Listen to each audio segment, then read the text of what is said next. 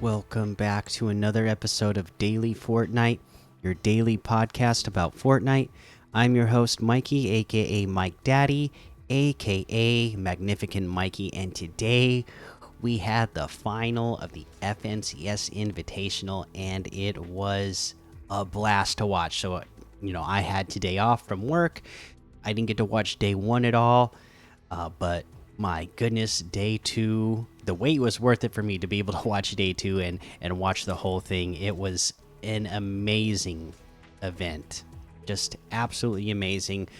Exciting plays throughout and exciting gameplay. Okay, this is something that I want to see more of out of competitive Fortnite. Okay, players taking chances, players going for big moves, not just doing what is expected. I feel like you're going to hear a lot of people in the competitive community come up with their own reasons why they think, competitive Fortnite has gone down in viewership over time. Not that it's like super down, it's still popular. A lot of people still watch it. It's just not where it used to be, right? But if you ask me, somebody who's just a viewer, somebody who just spectates, who doesn't participate, and is not even involved, okay? You're also going to hear a lot of people who are involved in competitive Fortnite, whether it's like, on the broadcast side of things, coaching side of things, organizing side of things. You're going to hear them all come up with different reasons why they think it has gone down. And to me, and it's going to be weird to hear and to say, but it's the gameplay. It's the watching the gameplay of the players. The competitive community has done a lot over the years to take some of the excitement out of Fortnite, to make it quote unquote more competitive, right? By wanting more consistent loot pools, more consistent maps, and those sound like, those sound like nice things and things as a player you might want, but as a viewer, a spectator, especially compared to what Fortnite first was and what the beginning of competitive Fortnite first was, it's nowhere near as exciting when everybody expects the same things to happen every single match. Because once the competitive players, Fortnite started going towards more what competitive players wanted, the gameplay became a lot more predictable of what players were planning to do, what they were going to do, and the style that was going to be happening throughout a match. And that makes it just a little bit less exciting to watch. The fun of watching a battle royale game is the unpredictability of it. That's a big part of the fun of watching and playing Fortnite, is the unpredictability. So I feel like this was fun to watch because you saw players, and we're gonna just skip straight to the last match. You saw players doing things that are not expected. We saw Cammy and Cetis in the lead, Queasy and Vino right there with them. They're competing to get spot 1 and spot 2, right? Who's going to come in first? Who's going to come in second? They were pretty far ahead of everybody else, and I love the play that Queasy and Vino went for to try to solidify the win. In most competitive tournaments that we have watched in the past, you're going to see everybody just content to do what they do every match, let it play out, try to get to the end, and then knock off their opponents at the end of the match and hope that they've done enough throughout the last match to pass their opponents in the end game. No, what Queasy and Vino did was gutsy. It was unpredictable. It was, brilliant. It didn't work out for him, but I love the move, and it made me actually excited to be watching the match, right? So if you don't know, you didn't watch, Cammy and Sedis, they have their drop spot. They're in the lead. Queasy Vino right behind them. They follow them to their drop spot. They go to their drop spot. You know, like we said, over the years, it has become a thing. Competitive players, they have their drop spot.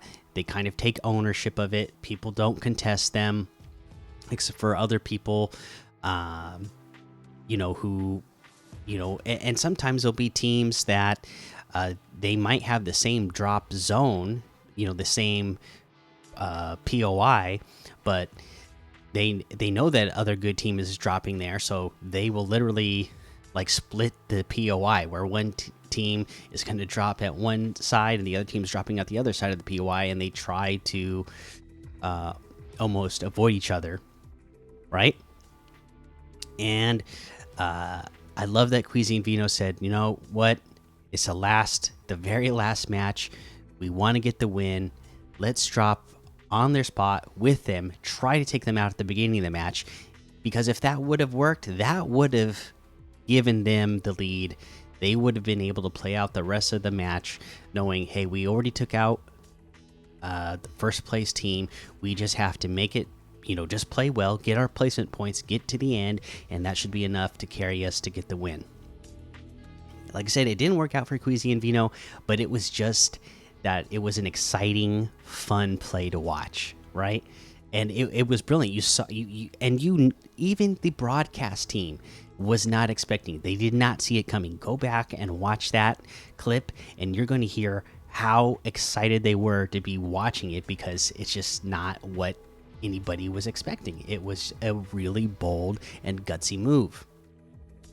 I'm sure that you know, if Queasy and Vino would have just dropped somewhere else, you know, go watch a competitive match, right? Go watch a competitive tournament. Every single match, the first 10 minutes of the match, you're going to hear the broadcast team just talking to each other, making conversation, talking about, you know, where they are in the tournament, what plays the players are making, different strategies players are taking. You know, you're just following around the players at their drop spot as they loot for material. No, right from the beginning of this match, you had action that got you excited from the very beginning, and then had you excited throughout the rest of the match to see how it was going to play out. And knowing that it was for all the marbles there right off the beginning of the match. So much fun. Go watch the replay if you didn't watch it live. It is well worth the watch. But yeah, so there was that. Congratulations to Seti and Cammy. That was just absolute blast to watch.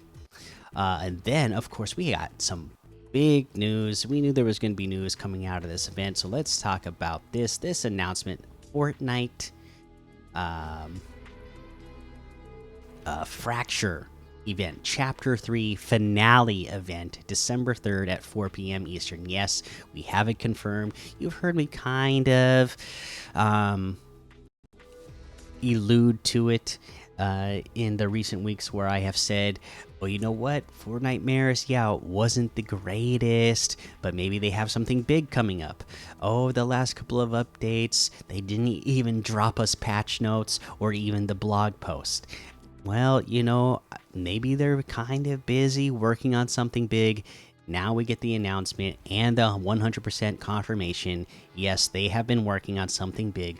We have a live in-game event, December 3rd, 4 p.m. Eastern, the Chapter 3 finale event. That's right, we are getting Chapter 4 coming in December. In, you know, less than a month now, we will be getting Chapter 4. A brand new season, a brand new map, a brand new chapter. The Fracture event, I am excited. I can't wait for this. This was always, you know, these things are always a fun time to be in game for, to even go back and watch if you're not able to make the live event. it's just always an exciting time to be knowing that we're getting, again, something unpredictable. The best, most fun part about Fortnite, whether it's playing a single match, whether you're going throughout, you're looking at it as a season long perspective, or whether you're looking at it, from a yearly or chapter perspective. It's always fun that Fortnite is unpredictable. You never know what's coming next, and I do not know the details of this event, but I am excited for it because I'm sure it's going to be something that none of us are truly expecting. So there you go. There's that. That's the news for today. Let's go ahead and we can look at some of these LTMs to play. You got stuff like Battle for Dracu, Ripsaw Wars, Escape Rooms, the Backrooms Infection, Zombies Galaxy, Red vs. Blue Color TDM, Red vs. Blue Backrooms, Blue 1 vs. 1 build fights, and a whole lot more to be discovered in that Discover tab. Let's go look at our weekly quests. We are in week 8. I got a whole bunch of quests I need to start doing before the end of this season, this end of this chapter, in fact. Let's see. Hit an opponent with a Firefly jar. You just need to do it once. Again, this is a type of deal. Probably Team Rumble is going to be really good for that because you're going to get a lot of opponents in, all in a condensed area, and if you don't get a chance to throw one even before you get eliminated, at least you get respawn and you'll have it in your inventory already. And then again, another place, Tilted Towers. I know some of the places on the hills, on the edge, on the south side, I believe, of Tilted Towers have fireflies that you can pick up and use, and you'll get a ton of enemies there if you're just playing it solo like I usually do. Let's head on over to that item shop now and see what is in the item shop today. What do we got here? All of the Rick and Morty items, FNCS, the Naruto items are in here still. Aida's Level Up quest pack, and then today in the daily we got the Biz outfit with the glow jet back bling for 1,200, the Tactics Officer outfit for 800, the Guitar Walk emote for 500, the Living Large emote for 500. Electro Shuffle emote for 800. We have the Sakin emote for 200. We got the Operation Black Tabby bundle. It's got the Panther outfit, Panther's Cross Fangs back bling, Panther Tooth harvesting tool, Panther's Call wrap, and a banner for 1,600. That's 900 off the total. Panther outfit with the Panther's Cross Fangs back bling is 1,200. The Panther Tooth harvesting tool is 800. Panther's Call wrap is 500. We have the Hard Charger outfit for 800. The Moto Case back bling for 200. The Stun Cycle glider for 800. We have the Stashed outfit for 800. Hit Stick harvesting tool for 500. And then we have the Starlit Archer bundle. This is one I'm a big fan of. The Kari outfit with Truth's quiver back bling and the Moonlit bow blade harvesting tool for 2,300. Separately, Kari outfit with the Truth's quiver back bling is 1,500. You got the Moonlit bow blade harvesting tool for 800. The Red Knight outfit with the red shield back bling is 2,000. Crimson axe harvesting tool 800. We have the Bloom outfit, Zoot back bling, and Plexarian Florax harvesting tool for 1,600.